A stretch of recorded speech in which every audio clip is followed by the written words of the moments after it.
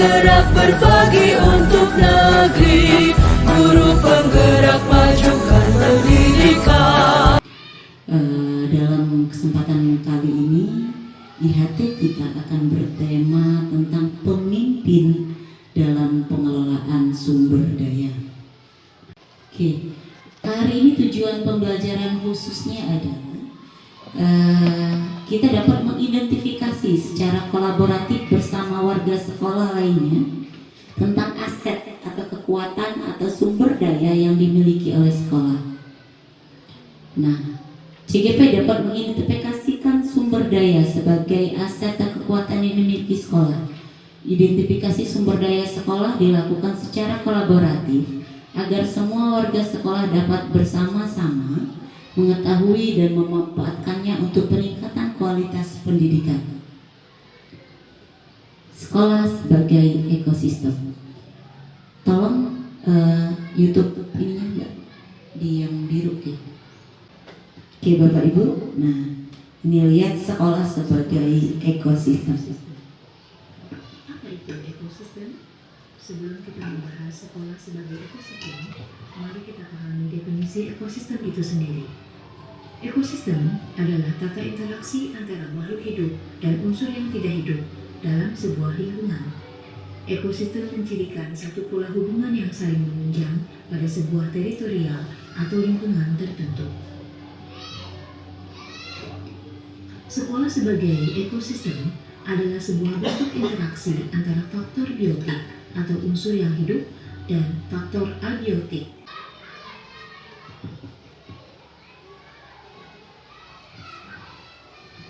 Nah, tadi sudah kita tonton ya Bapak Ibu ya, ekosistem dalam sebuah sekolah. Ekosistem merupakan sebuah tata interaksi antara makhluk hidup dan unsur yang tidak hidup dalam sebuah lingkungan. Sebuah ekosistem mencirikan satu pola hubungan yang saling menunjang pada sebuah teritorial atau lingkungan tertentu. Jika diibaratkan sebagai sebuah ekosistem, sekolah adalah sebuah bentuk interaksi antara faktor biotik, unsur yang hidup, dan abiotik, unsur yang tidak hidup. Nah, ekosistem. Jadi sekolah juga merupakan sebuah ekosistem. Tadi kalau yang biotik apa saja Bapak Ibu? Murid, guru, staf, tenaga pendidikan masyarakat, ya. Nah, ini dia. Kalau abiotiknya tadi? Keuangan dan sarana prasarana.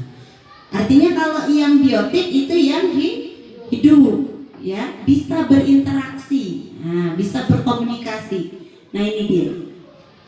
Ada murid, ada kepala sekolahnya, ada guru, staf tenaga kependidikan, pengawas sekolah, orang tua, masyarakat sekitar, dinas terkait dan pemerintah daerah.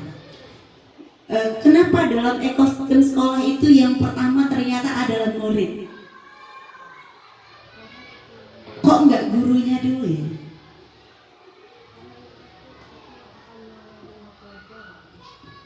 Yang menerima pelajaran. Jadi kalau ada gurunya, ada kepala sekolahnya, tapi tidak ada murid, ya bukan sebuah sekolah ya Bu ya. Nah, kalau dalam sebuah sekolah ada muridnya saja, siapa saja bisa jadi guru. Tapi kalau dalam sekolah hanya ada guru, kepala sekolah nggak ada murid, ya nggak bisa. Nah, siapa yang mau diajarkan? Nah, oke. Nah ini selain faktor biotik, faktor abiotik juga berperan aktif dalam menunjang keberhasilan proses pembelajaran. Di antaranya keuangan, sarana dan prasarana lingkungan alam. Nah, seberapa penting sih Bapak Ibu faktor abiotik juga mempengaruhi dalam sebuah ekosistem sekolah? Sangat penting. Misalnya keuangan.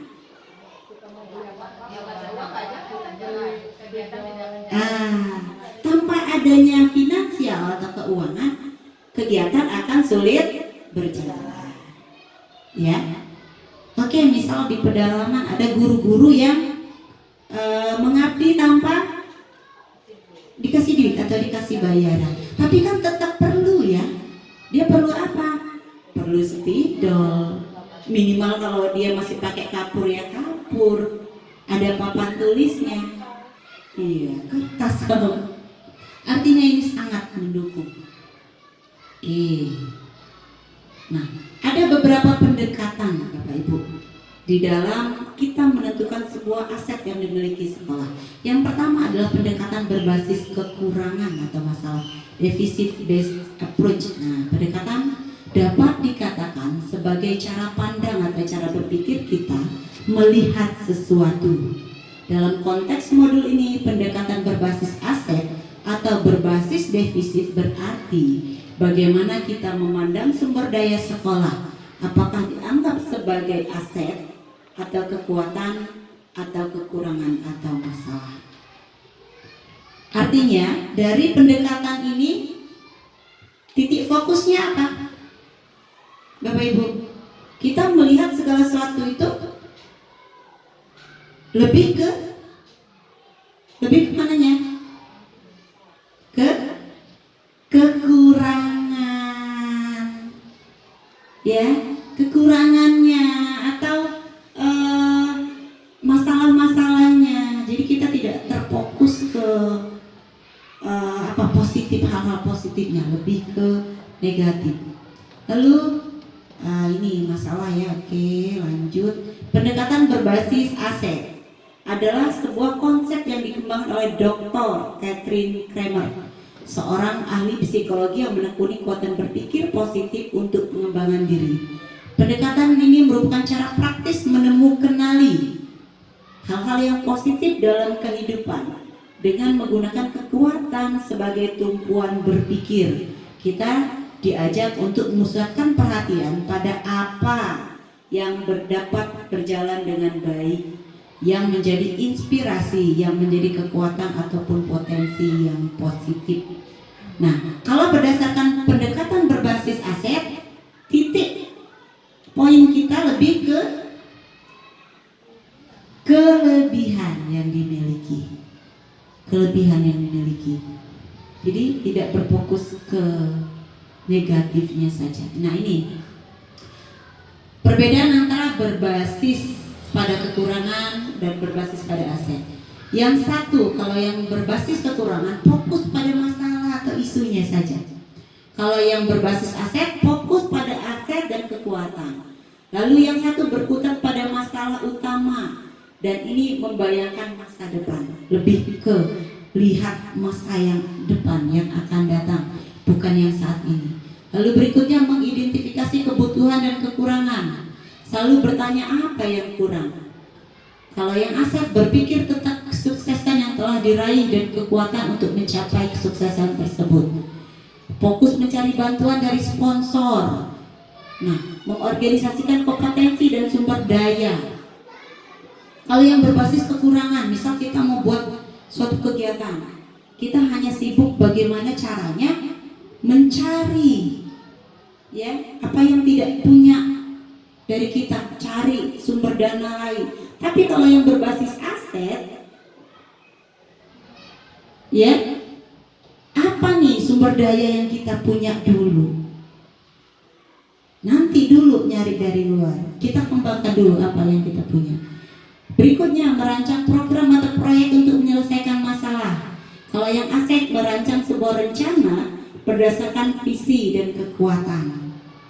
Terakhir mengatur kelompok yang dapat melakukan proyek, melaksanakan rencana aksi yang sudah diprogramkan. Nah, karena dia berbasis aset, dia sudah punya program-program untuk ke depan. Oke. Bisa kita lihat pendekatan berbasis aset dan berbasis kekurangan. Kita lihat, perhatikan Bapak Ibu.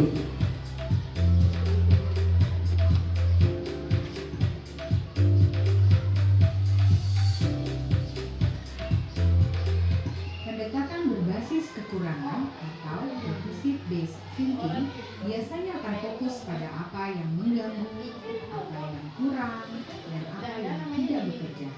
Segala sesuatunya akan dilihat dengan cara pandang negatif. Semakin lama, secara tidak sadar, kita menjadi seseorang yang buta terhadap potensi dan peluang yang ada di sekitar. Pendekatan berbasis aset atau asset-based thinking merupakan cara praktis mengenali hal-hal yang positif dalam kehidupan. Dengan menggunakan kekuatan sebagai tumpuan berpikir, kita diajak untuk memusatkan perhatian pada apa yang bekerja, yang menjadi inspirasi, yang menjadi kekuatan, ataupun potensi yang positif. Perbedaan antara pendekatan berbasis kekurangan dengan pendekatan berbasis aset dapat dilihat dari tabel berikut ini. Bapak Ibu, yang akan kita bahas di dalam kegiatan pagi ini adalah kita menemukanali apa aja sih pemetaan sumber daya aset yang dimiliki oleh UPTD SD Negeri 1 Sumberjo. Yang pertama yang berkaitan dengan modal manusia, lalu sosial, politik, agama dan budaya, fisik, lingkungan alam dan modal finansial. Yang pertama modal manusia. Ya, sumber daya manusia yang berkualitas. Nih apa saja tadi ya. Kita lihat, siapkan kertasnya Bapak Ibu, dari penjabaran dari video-video tadi dan dari penjelasan ini, apa saja modal yang kita miliki.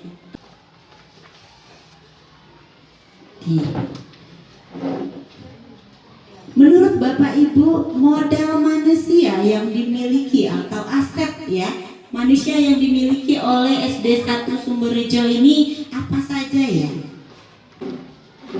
Yang pertama apa kira-kira Bapak Ibu? Murid. Oke, murid dulu modal kita. Nah, murid kita ini yang bagaimana? Coba kita berpikir terhadap pendekatan berbasis aset. Apa nih kelebihan dari murid-murid kita yang bisa kita pergunakan sebagai aset kita untuk mengembangkan SD 1 Sumberjo? Murid, penjelasan di bawahnya. Yang cerdas, ceria, sehat, apalagi agamis ya. Bisa, karena setiap kita mau memulai pelajaran, mengakhiri pelajaran, itu kita berdoa. Yaitu modal manusia yang pertama adalah murid. Yang cerdas, aset. Beberapa kali sekolah kita punya kita memenangkan beberapa perlombaan ya Bapak Ibu ya, baik dari OSN Olimpiade atau PAI ya, atau waktu itu pernah juga FL2SN juga kita pernah sampai ke kabupaten. Itu juga aset. Kita punya beberapa murid yang punya talenta, kompetensi lebih dibanding rekannya yang lain. Yang kedua apa? Guru. Apa saja kekuatan dari guru kita? Kekuatannya apa saja? Rata-rata berkualifikasi S1, berpendidikan minimal S1. Apalagi kelebihan dari guru kita? Sudah mempunyai sertifikat pendidik sebagian besar gitu, boleh ya? Sebagian besar sudah memiliki sertifikat pendidik. Apalagi menguasai IT, sebagian besar sudah menguasai IT.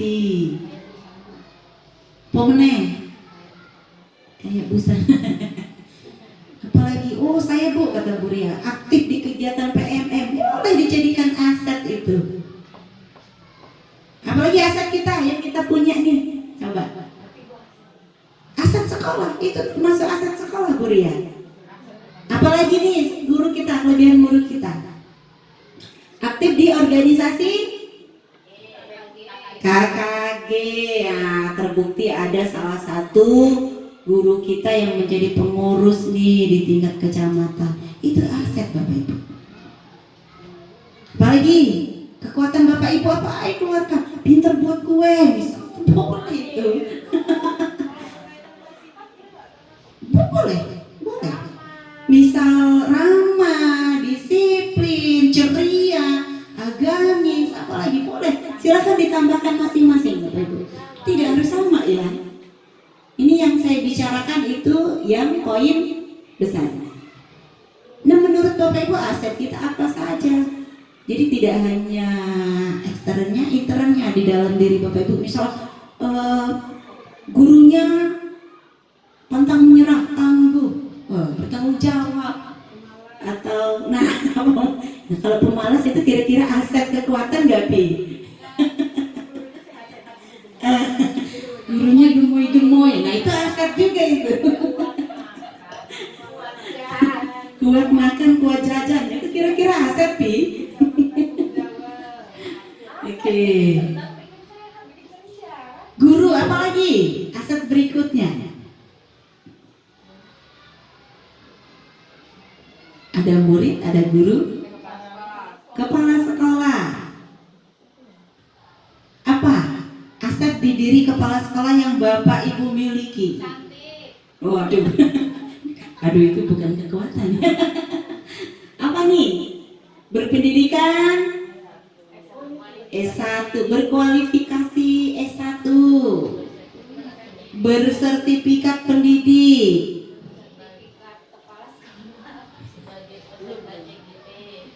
sebagai peserta CGP. Itu aset Bapak Ibu.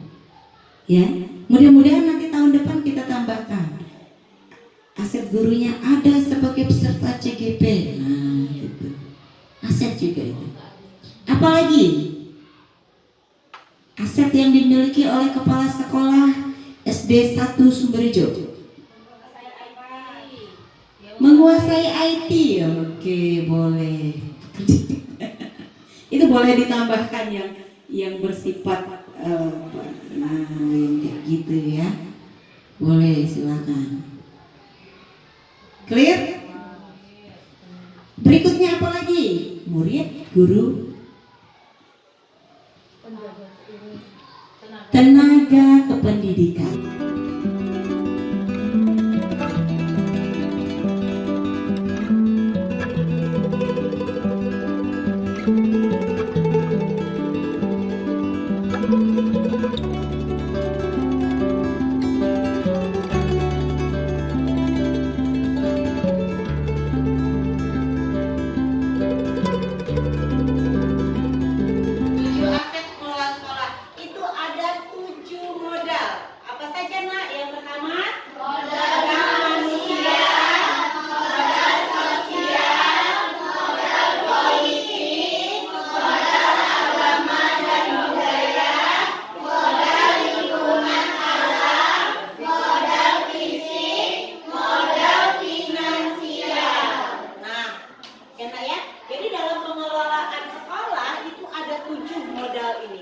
Yang pertama adalah modal manusia dulu.